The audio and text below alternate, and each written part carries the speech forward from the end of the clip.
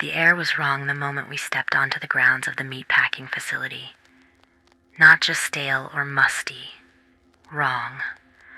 It clung to my skin, heavy with the scent of rot and iron. The building loomed ahead, rusted and hollowed out, like something long dead that hadn't stopped decaying. Jack was already ahead of us, shaking the chain that sealed the front doors. His flashlight bobbed erratically in his hand. "Still locked," he muttered. "Figures." "Good. Let's leave," Mia said, crossing her arms. Her voice was flat, but I could see the tension in her jaw, the way her eyes darted around like she expected something to move in the shadows. Jack laughed, loud enough to make me flinch. "Leave? Come on, Mia. Where's your sense of adventure? You're not scared of some old building, are you?" I didn't say anything. Jack always had that way of turning everything into a dare, of making you feel like a coward if you didn't go along with whatever reckless plan he cooked up. That's why we were here in the first place, to prove Marcus's stories were just stories, that the haunted slaughterhouse was nothing more than a creepy old building with too many rumors attached. Jack pulled a pair of bolt cutters from his backpack, grinning. "Guess we'll have to let ourselves in." He snapped the chain in two, the sound sharp and final. Mia groaned. "You brought bolt cutters? Are you kidding me?" "Hey, I came prepared," Jack said. He shoved the broken chain aside and shoved the doors open. They creaked loudly, the sound echoing into the building like something waking up. "Ladies first," he said, stepping back and gesturing for us to enter. "You're an ass," Mia muttered, but she stepped inside. I followed close behind, the sour smell inside hitting me immediately. It was stronger than outside, like blood left to rot in the heat. Jack was the last to enter, slamming the door shut behind us. The noise echoed again, louder this time, and for a moment I swore I heard something else beneath it. A low, resonant hum, too faint to pinpoint. "Creepy as hell," Jack said, his voice echoing. His flashlight swept over the room, revealing scattered debris, overturned furniture, and walls covered in graffiti. I love it. The graffiti was the usual stuff. Tags, insults, crude drawings. But one stood out. Scrawled in uneven red letters across the far wall, it read, "Don't touch the walls." I stared at it, my chest tightening. The letters were streaked, as if whatever had been used to write them was still wet when it dripped down. "Don't touch the walls," Mia read aloud, her tone dripping with sarcasm. "Great. Very helpful." "Classic urban legend crap," Jack said, stepping closer to the wall. "You think the walls are haunted? Like they'll eat you if you touch them?" "Don't," I said, the word out of my mouth before I could stop myself. Jack turned to look at me, grinning. "What? You believe this stuff?" "I don't think you should touch it," I said quietly. "Just don't." Mia snorted. "Let him. Maybe the haunted wall will scare him enough to leave." Jack laughed again, but he didn't touch the wall. Not yet. The first few rooms were what you'd expect from a place like this. Crumbling furniture, rusted equipment, and piles of debris. The air was colder here, damp and heavy. Mia kept muttering under her breath about how stupid this was, while Jack moved ahead, shining his flashlight on anything that caught his attention. "What's this?" Jack said, stopping in front of a doorway. Mia and I followed, stepping into what must have been some kind of processing room. Chains hung from the ceiling, their hooks rusted but still sharp. A conveyor belt ran along the wall, its surface cracked and stained. The smell was worse here, thicker and harder to ignore. Jack's flashlight stopped on one of the chains, which swayed gently, even though there was no breeze. "Creepy," he said, stepping closer. "Don't," I said again, but Jack ignored me. He reached out, his fingers brushing the hook. The chain swayed harder, clinking softly against the others. "Stop it," Mia snapped. "Let's just keep moving." Jack laughed but stepped back, letting the chain swing freely.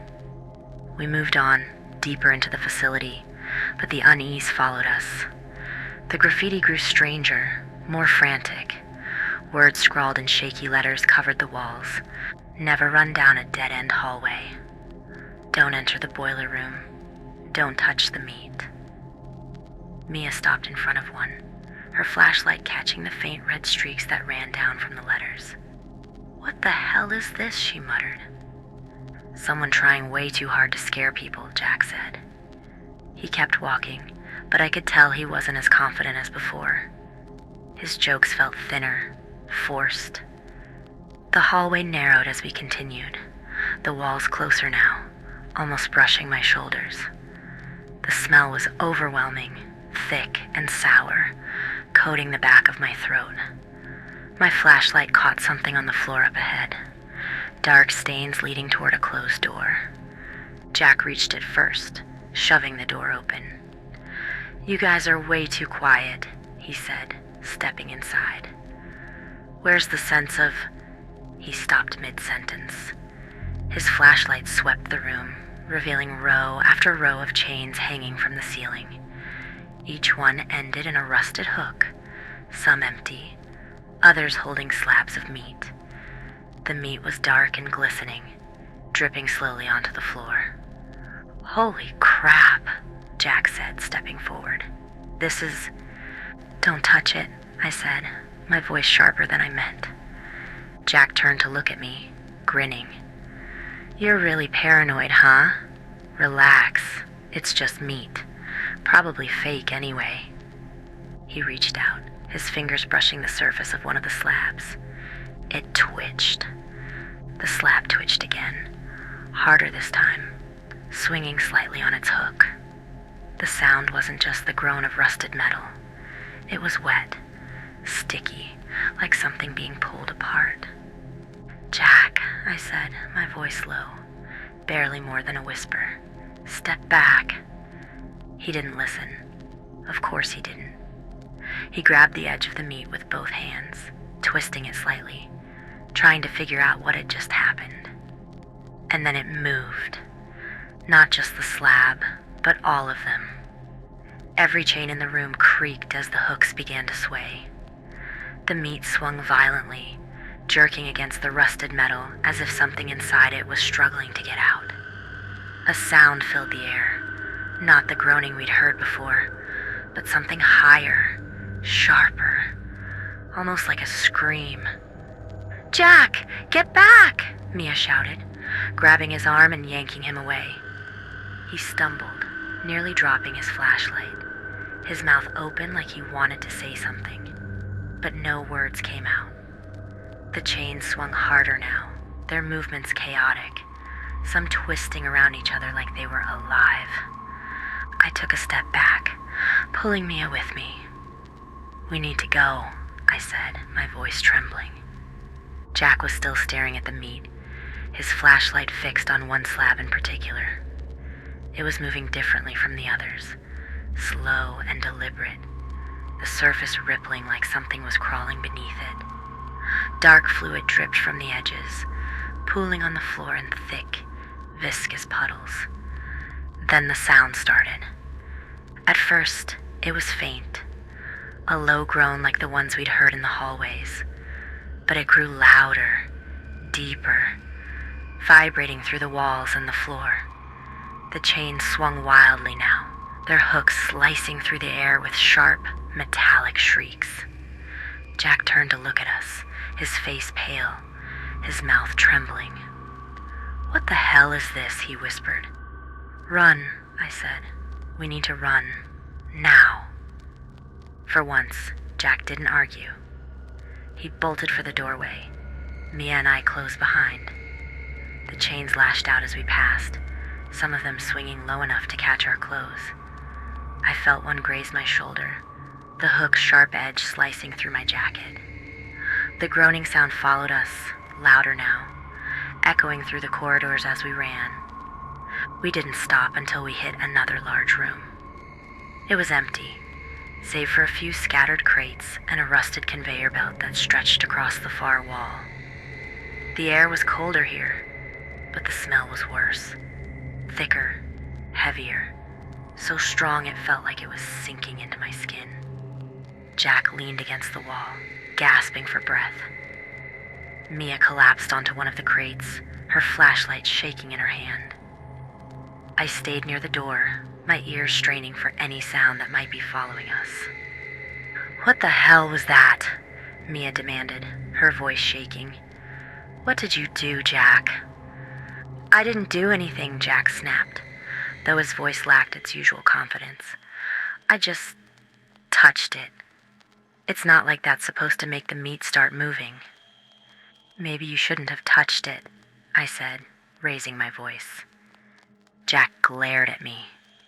"Oh, and you think that would have made a difference? This whole place is messed up, not just the damn meat." Before I could respond, a new sound cut through the air. It wasn't the groaning we'd heard before. It was sharper, heavier, a rhythmic scraping, like metal dragging against concrete. It was coming from the hallway we'd just left. Mia stood up, her eyes wide. "Guys, what's that sound?" Jack grabbed his flashlight, aiming it toward the doorway. "Probably just..." "Don't say it's a rat," I interrupted. "We all know it's not a rat." The scraping grew louder, accompanied by slow, deliberate footsteps. My chest tightened as the sound echoed through the room, closer with every step. I shone my flashlight at the doorway, my hand trembling. It stepped into the light. At first, I thought it was just a shadow, something tall and hunched, its bulk filling the narrow doorway. But as it moved closer, the light caught it, and I felt my stomach twist. It wasn't human. The thing stood nearly 7 feet tall, its body thick and misshapen, like it had been stitched together from pieces that didn't quite fit. Its head was worse, a grotesque pig's head, its leathery skin stretched taut over the skull. Dark, empty sockets stared back at us, and its snout dripped with something thick and black. In its hands were 2 massive cleavers, their blades dull and stained with streaks of red. They scraped against the floor as it moved, the sound sharp and grating, like nails on a chalkboard. "Run," Mia whispered, her voice trembling. Jack didn't need to be told twice. He ran toward the far end of the room, Mia and I close behind. The thing didn't follow at first. It just stood there, watching us, its head tilted slightly to the side like it was studying us. Then it moved. It didn't rush. It didn't need to. Its long strides ate up the distance between us, the cleavers swinging slightly with each step. The scraping sound echoed through the room, louder now, accompanied by the low, guttural groan we'd heard before. Jack reached the far wall first, his flashlight beam darting across it. "There's no door," he shouted, his voice frantic. "There's no way out." "Keep looking," I yelled, my heart pounding in my chest. The thing was closer now. Jack turned, his flashlight catching the hollow sockets of its eyes. He froze, the light shaking wildly in his hand. "Jack, don't!" Mia screamed, grabbing his arm. But it was too late. The thing raised one of its cleavers, the blade catching the light as it swung down.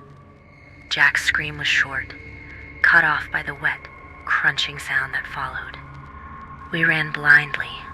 My flashlight swung wildly, catching glimpses of walls, rusted machinery, and dark stains that seemed to follow us wherever we went. Mia was ahead of me, her flashlight shaking in her hands. She didn't look back. Not at me.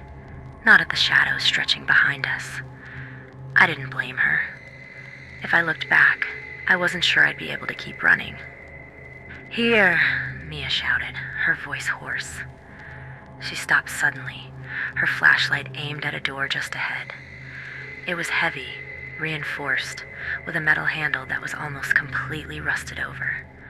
She yanked on it, gritting her teeth as the hinges groaned in protest. "Help me!" she yelled. I grabbed the handle, pulling with everything I had. The door gave way with a screech, swinging open to reveal a narrow staircase leading down into darkness. A wave of heat hit me as soon as the door opened, thick and stifling, carrying the faint scent of smoke and something sharper, more acrid.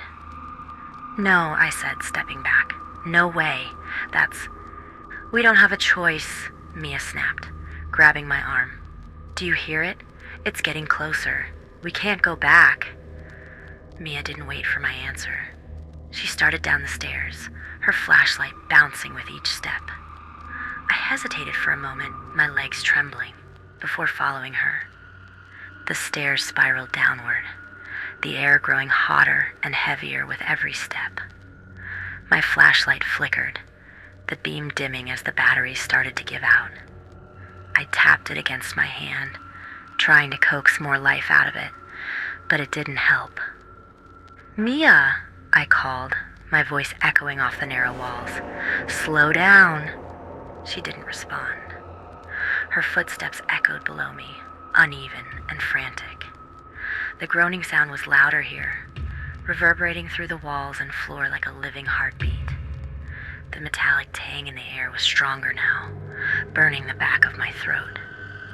The stairs finally ended, opening into a massive, dimly lit room. It was hotter here, and the walls glistened with moisture, or something worse. My flashlight flickered again, catching glimpses of the room's contents. Massive boilers lining the walls, their surfaces scarred and rusted. Strange carvings etched into the concrete floor, and a large, flat, altar-like slab in the center of the room. Its surface stained dark with something that had seeped into the cracks. Mia stood in the middle of the room, her gaze aimed at the altar. Her breathing was ragged, her shoulders slumped like she'd been running for days instead of minutes. "This is it," she said quietly, her voice barely audible. "This is where it happened." "Where what happened?" I asked, though I wasn't sure I wanted the answer. "The rituals," she said, turning to look at me. Her face was pale, streaked with sweat and grime. "Marcus talked about this. They said the owner of this place, the Hogmaster or whatever, they said he used to bring people down here. Workers who got too close, drifters who wouldn't be missed. He sacrificed them." "For what?" I asked, my voice shaking. She didn't answer. She didn't have to. The groaning sound was deafening now, vibrating through the walls and floor like the entire building was alive. The walls pulsed faintly, their surfaces rippling as if something massive was pressing against them from the other side. "We need to go," I said, stepping toward her. "Mia, we can't stay here." Her flashlight swept across the altar again, stopping on a small object sitting near its edge. It was a cleaver, its blade rusted and dull, but the handle was smooth, polished, almost new. She stared at it for a long moment before turning back to me. "You think it's going to let us leave?" she asked, her voice trembling. "You think we can just walk out of here?" "We have to try," I said. "Mia, please." Before she could respond, the groaning stopped. The silence was immediate, absolute, like the air had been sucked out of the room. My ears rang, and for a moment I thought maybe the thing was gone, that maybe we'd escaped. Then the footsteps started. They were slow, deliberate, echoing down the staircase we'd just come from. Mia's flashlight darted toward the doorway, her hands trembling. The pig-headed figure stepped into the room, its bulk filling the narrow doorway. It just stood there, its eyes fixed on us, its chest rising and falling with slow, wheezing breaths. Mia screamed, backing toward the altar. I tried to grab her, to pull her away, but she was already moving, her hands brushing against the walls as she stumbled. The walls rippled violently where she touched them, dark veins bulging and pulsing beneath the surface. A low, guttural moan filled the room, louder than anything we'd heard before. "Mia, don't!" I shouted, but it was too late.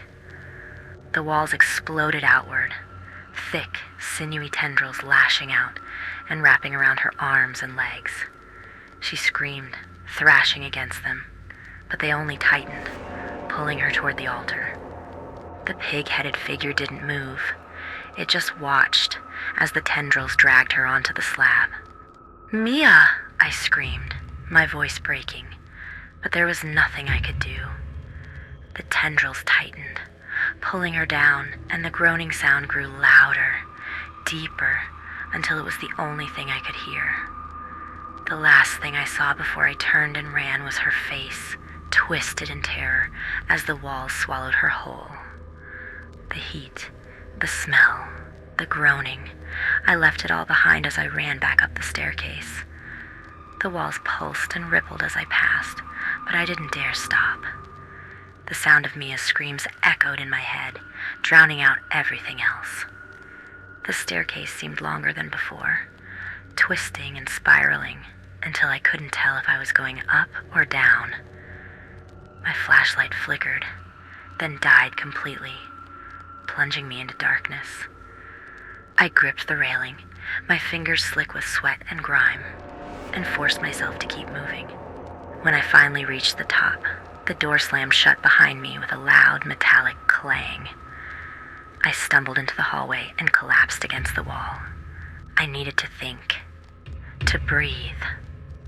But the walls pulsed faintly against my back, and I scrambled away, my chest tightening. "Don't touch the walls." The warning echoed in my mind, as clear and sharp as if someone had just whispered it in my ear. I stared at the dark, glistening surface, the veins beneath it throbbing in time. My breathing quickened as I remembered Mia's fate, the way the walls had come alive, tearing her from the ground. The rules. I had to follow the rules. I didn't know where I was going. The hallways all looked the same, twisting and turning, leading me deeper into the facility. My flashlight was useless now, and the only light came from the faint glow of the walls. I turned a corner and froze. The hallway ahead was lined with chains, their rusted hooks swaying gently in the stagnant air. Dark stains marked the floor beneath them, spreading out in uneven pools that reflected the dim light. My chest tightened as I remembered the warning scratched into one of the walls. "Don't touch the meat." I stayed in the center of the hallway, my steps careful and deliberate. The chains creaked softly as I passed, their hooks swinging low enough to graze my shoulders. I kept my arms close to my sides, my breathing shallow, and focused on the end of the hallway. Then I heard it, a soft, wet sound, like something shifting against the metal. My head snapped toward one of the hooks, and I saw it. The slab of meat hanging there, glistening and twitching, its surface rippling like it was alive. I forced myself to keep moving, my eyes fixed on the hallway ahead. The sound followed me, growing louder, until I couldn't tell if it was coming from the chains, or the walls, or somewhere deeper. I turned another corner and saw it. The pig-headed figure stood at the end of the hallway, its massive frame hunched, its cleavers dragging against the floor.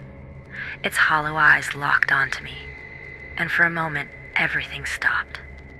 The walls, the chains, the groaning, it all went silent. Then, it moved. I ran, my breath coming in short, sharp bursts, the groaning sound vibrating through the floor beneath my feet. The flashlight in my hand was barely working now, its flickering beam throwing distorted shadows across the walls. My legs burned with every step, but I couldn't stop. Not now, not with it behind me. I turned a corner and froze. The hallway stretched out ahead of me, narrow and empty, except for the solid wall at the far end. A dead end. Never run down a dead-end hallway.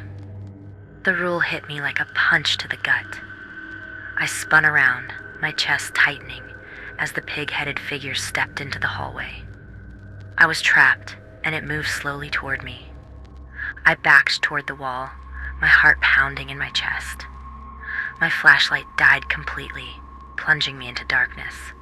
I tried to think, tried to breathe. The creature took another step forward, raising one of its cleavers. I stood frozen, my legs trembling, as it lunged toward me. I dove to the side. The cleaver missed me by inches, slamming into the wall with a deafening clang. The concrete rippled violently beneath the impact. Then, the walls exploded. Thick, black tendrils erupted from the concrete, writhing and lashing like living whips. They coiled around the creature's arm, yanking the cleaver free and pulling it into the darkness. The creature roared, thrashing against the tendrils, but they only tightened, wrapping around its legs, its torso, its head. The walls pulsed and shuddered, the tendrils pulling the creature deeper into their embrace. Its hollow eyes stared at me, unblinking, as it disappeared into the darkness. The hallway went silent. I didn't move at first. I couldn't. I stared at the blank wall where the creature had been. The veins were gone now, the surface smooth and lifeless, as if nothing had happened. I started moving, trying to find an exit. The hallways blurred together, twisting and turning, until I stumbled into a room that was somehow familiar. The entrance. The broken chain still hung from the doors, swaying gently in the cold air. I didn't stop to think. I grabbed the handle, yanked the door open, and stepped outside. The air was cold and sharp, biting at my skin like needles. I collapsed onto the dirt, my chest heaving as I gasped for breath. For a moment, all I could do was sit there, staring at the dark, rusted building behind me. It was quiet now. The groaning, the scraping, the creaking chains, it was all gone. I turned my head toward the sky. The stars were still there, cold and distant, indifferent to everything I'd just been through. For a moment, I thought about Jack and Mia, their faces, their voices, the way they disappeared into that place. I pushed myself to my feet and looked at the facility one last time. Its dark windows stared back at me, empty and lifeless. But I knew better. It wasn't dead. It was just waiting. Waiting for the next person to step inside. Waiting to feed. I turned and walked away, the rules still echoing in my head with every step. They weren't just warnings. They were promises. And I wasn't going to break another one.